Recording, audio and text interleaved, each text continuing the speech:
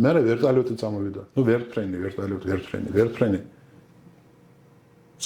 მოფრინავს ვერტფრენი და მე გავიგონე ლოპასი. იმის ხმა ვერტფრენის ხმა და ამ დროს დაინგრა ეკავრობა.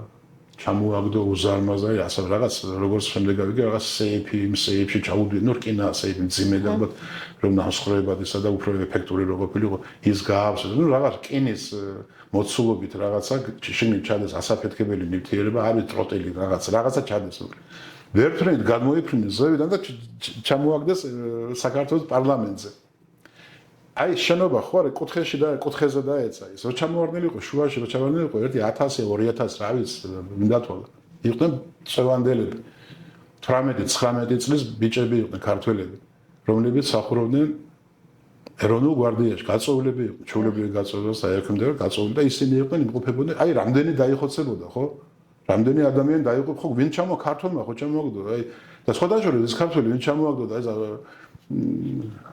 რომ ეფექტურად ჩამოვარდნილი იყო, ამდენი 1000 კაცი დაიღუპებოდა, ნუ მინიმუმ 1000 მაინც დაიღუპებოდა რა ის და ის არის დღეს საქართველოს ნუ ერთ-ერთი გმირია.